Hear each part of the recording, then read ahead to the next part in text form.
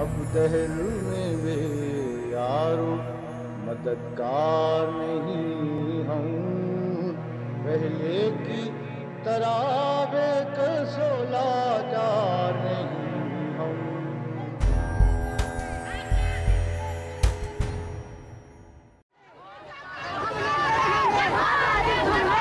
मैं तो वही हूँ रस्म रिवाज के बोझ तले जिसे तुमने छुपाया, ये नहीं जाना रोशनी घोर अंधेरों से कभी डर नहीं सकती।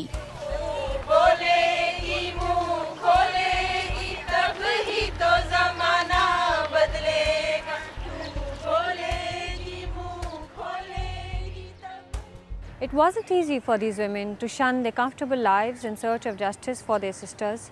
In fact, the slander and opposition, and not just from the men, often became unbearable. We had become targets of state intelligence people.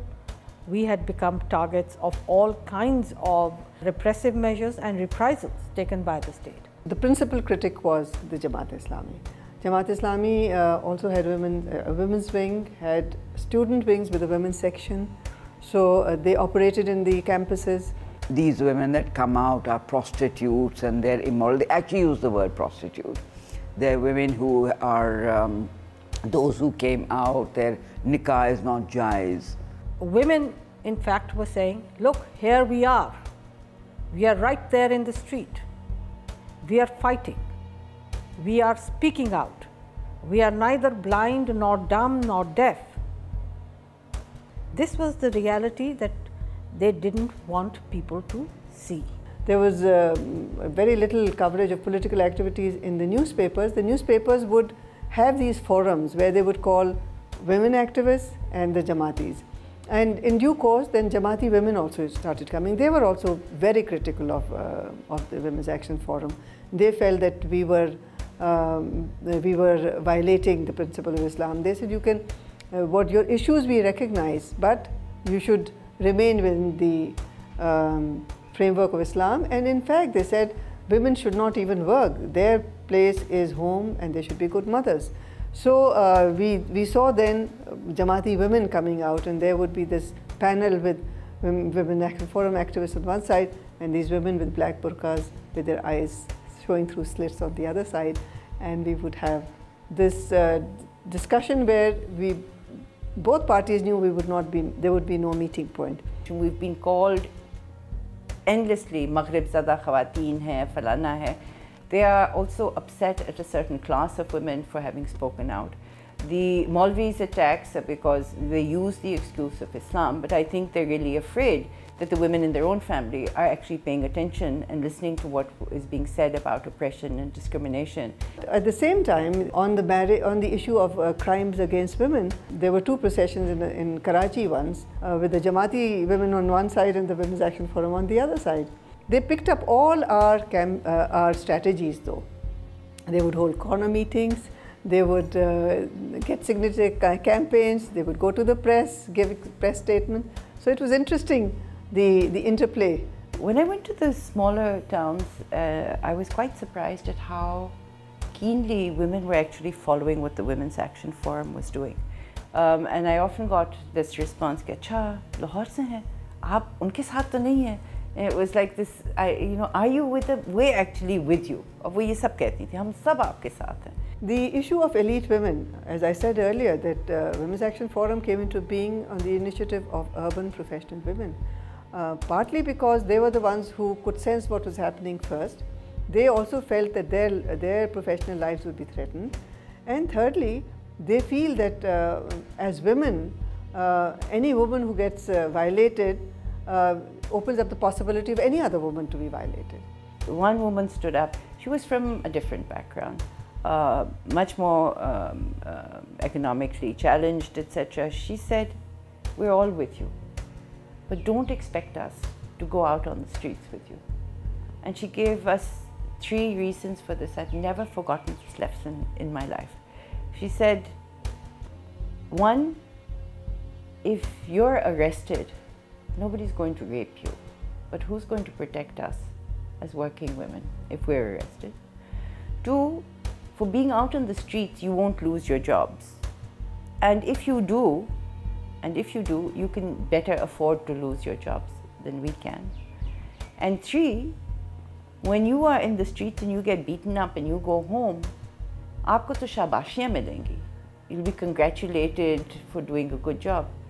When we go home, we'll get beaten up by the men in our family for how dare you go out and do this. And therefore, Women's Action Forum makes sure that we never invited people who were not coming on their own. We never bussed people in. We never brought them in without being sure that they knew what the issue was, that they really wanted to participate. And a lot of the issues that we picked up may not directly affect us, but they affect the women of Pakistan. The Hudud ordinances was applied largely to the poorest of the poor. They were the victims. Very few middle class women or urban women became victims of that ordinance. In rural Sindh too, the Sindhiani Tehreek, as the women's wing of the Awami Tehreek, led the Hari peasant movement against oppressive feudal customs, but with decidedly novel tactics. They would go around asking girls whether they had been asked about getting married. You know, I mean, under the whole Islamic thing is, have you been asked, or because you're meant to have been asked in Islam? And invariably were not. So on one occasion, and this may be many other occasions, they went to the wedding as if they were attending the wedding. And they go up to the Dulhan and ask her whether she had agreed to the marriage. And she said she hadn't. Ki haan kisne ki thi, meri walda ne ki thi. And they literally picked her up and disappeared with her. So she was actually kidnapped by the organization on the grounds that she had not agreed to the marriage. So they picked up some very radical issues, and they took very radical stands with that individual woman. The difference in WAF would have been that WAF may not have picked up the individual case, but would try and change the law on women's right to marriage. So the two, I think, were working very much together in the sense of addressing the issues. Women were active in other cities too, with new organizations focused on social work and charity. Intermittently, there has been a WAF chapter in Peshawar, but they haven't had that sustained women's rights organization. They do have NGOs, but not a rights movement. In Balochistan, it's still rare, and that's because I think the Baloch movement itself, the Baloch national movement, is a primary concern to everybody there. So other issues, including a major issue to my mind of women's rights, get sort of subsumed under that national struggle. General Ziaul Haq's reign of oppression finally came to an end in August 1988 and ushered in a new era under the first elected woman Prime Minister of the Muslim world.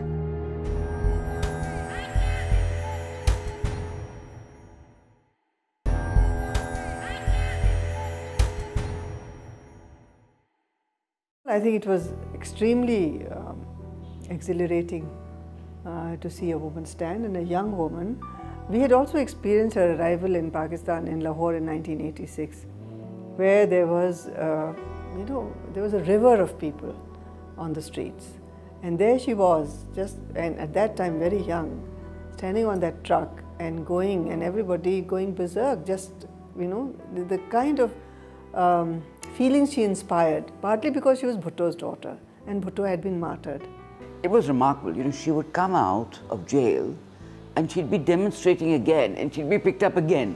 So, you sort of are quite enthralled by this person. Then when she decided to stand, a lot of us, I myself campaigned for her candidates for the provincial and the National Assembly, manned the polling stations, went on door-to-door campaign, because we felt that she represented a progressive force. We were fed up of Ziaul Haq and of what he had done to the country and the kind of black forces that he had unleashed in the country, and therefore she was a ray of hope. The day she was elected Prime Minister, it was like something lifted, and it's very difficult. People keep saying, what happened? You could feel it. Even if there wasn't anything tangible she had done, the atmosphere on the streets changed. After 11 years of hearing of the state constantly at every level saying, women kamtar hain, women are not equal, women should be locked up. You know, you're drilling an ideology through the media, through education, through the Maulvi, through the ministries, and the people of Pakistan more or less say we reject that. It wasn't even the fact so much of Benazir and the woman, etc. It was the fact that the Pakistanis said no to Zia. We had very high expectations. Frankly, we thought that we would be able to achieve much more than we actually did during Benazir's first term in office. We all did get disappointed, and Women's Action Forum is non-party in that sense. It's very political, but it's non-party, so it would critique her measures if they felt they were not by our standards should have been. But she always took our criticism in that sense, and a number of her people of her parties who had been in the women's movement were there. So we had we had access to send our criticism or our advice or whatever to her. With the Hudood ordinance and all, which I know a lot of people say we didn't do anything, the problem was a coalition government. We had a simple majority because elections are rigged so much by the powers that be in those days, and that's why it's so damaging, because then the party doesn't get that kind of majority where they can change laws drastically. Her manifesto in the 88 did promise a number of things which the party, remember it's a minority government, so they don't have the ability to change everything. But they did bring in the first women's bank, they did bring in police stations, they did try, they brought in a 5% quota for women, they tried to bring in development plans for women. The Women's Development Bank has had remarkable success since its inception, providing funds and loans to women entrepreneurs, training and skill enhancement through their business centers and computer literacy programs. They have helped thousands of women in both rural and urban areas to achieve economic stability. Then, we did some administrative changes. For instance, they used to do that when their woman was taken to jail or a thana, she used to spend the night alone. And she could have been misused or abused. So after sunset, they said, first of all, don't keep a woman in thana, but even if you really have to, then you've got to have a relative with her. That was a very important administrative step. Benazir also introduced lady health workers under her population welfare plan. Any attempts at progress, however, were challenged by the conservative mindset legacy of Zia-ul Haq's regime. This bureaucrat, so senior, I thought he was a sensible man, and he told me that what is this family planning thing? He told the whole meeting, not just me. After we'd all spoken, he gives this lecture to us, what is this family planning, and Michael Jackson wouldn't have been born if he was family planned. I said, how many Michael Jacksons have you produced here? What a comparison. I said, then you feed the people now. You can't feed them. They're just roaming on the roads and they're killing each other now. So, there are many instances like that. After Benazir Bhutto's coming back, there was this proliferation of, there was a rise of NGOs also based on women's rights, human rights, and they got very inspired by what WAF produced. So there was a currency and a legitimacy that people felt that they could take up these issues and talk about them. In Benazir Bhutto's second term, Pakistan finally acceded to the Convention on the Elimination of Discrimination Against Women in March 1996. This and the UN-backed Beijing conferences on the progress of women served to legally bind the state under international law to report to the United Nations on the progress of its women. CEDAW is really a universal bill of rights for women. We had started with the Beijing follow-up units in all the provinces so that they could start the implementation there. Because you must understand the government doesn't have that kind of machinery. Unfortunately, even after 63 years, we don't have that kind of machinery which starts implementing things straight away. You have to train them, you have to gender sensitize them. So that was still going on when the government was thrown out in 3 years.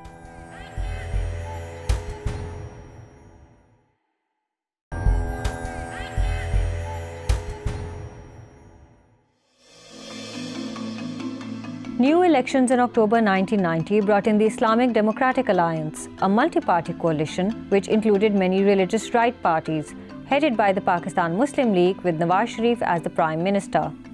Nawaz Sharif, the Muslim League itself, is actually, and it's very debated, it's in the public arena, was a creation of Zia ul Haq at that time, and very closely identified with Zia ul Haq. Nawaz Sharif, in his first round, tried to ignore women altogether. In terms of development plans, in terms of anything. He came in, if you remember, with the Islami Jamhuriyat Ittihad. So came in with a very conservative alliance, which is comprising a lot of the Jamaats, including the Jamaat-e-Islami, JUI, etc., and not big on women at all. They started on the whole issue of the unfinished agenda of Zia ul Haq.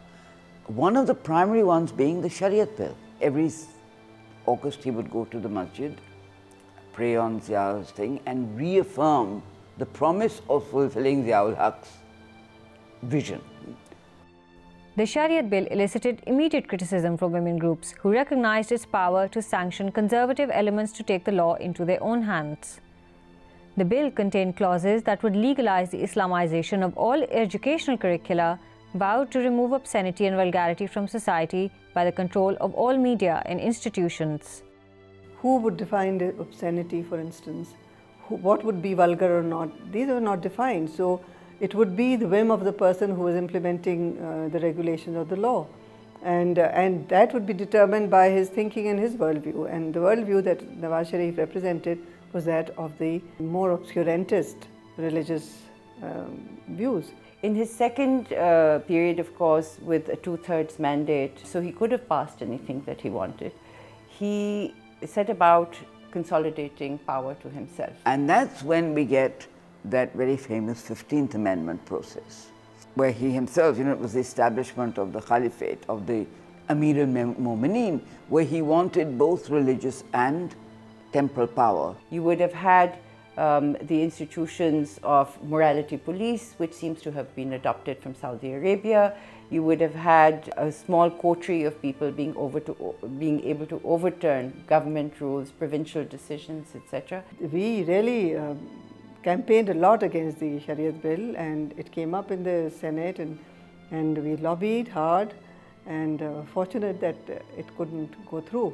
There has never been a time where I have ever had a feeling that this is a religious movement, people who are inspired by religion. This has always been a bogus movement of people who decided to use religion in order to gain political power and political significance. PML's second term in government was also marred by Human Rights Watch reporting a rise in crimes against women, including honor killing, and his minister's unpleasant treatment towards any organization that tried to address these issues by introducing regulations designed to curb their activities permanently. We were raising our voice, saying the state has no business to tell anyone how to practice their religion. It's everybody's right to practice the religion in the way that they think is best. There were about 14 different points. We were told that we were anti-state, anti-government, anti-army, anti-military, leading women astray, and a range of such things. In other words, he was almost giving us too much power, that this one organization is trotting all over Pakistan, preventing the 15th Amendment. If women are going to get killed, we're going to stand up and protest. If women are going to be forcibly married off to somebody against their will, we need to protest. One minister of this provincial government, Binyamin Rizvi, even sort of addressed things that we don't know what they're doing behind closed doors. And it was strange, on the one hand they're saying Chadar and Char Diwali. On the other hand, they're threatened by that very Char Diwali of our office, saying we don't know कि अंदर क्या हो रहा है वहाँ. And many of our organizations, including ours, was targeted for being shut down. Aurat Foundation, Ajoka Theatre, HRCP, AGHS, Shirkatgah. There's a commonality. All of them are women's organizations. The attack on the media. Who were the 10 people who were not meant to be published? 8 were women. Nawaz Sharif's Shariat bill was still awaiting implementation when in October 1999, a military takeover ushered in another decade of army rule in Pakistan.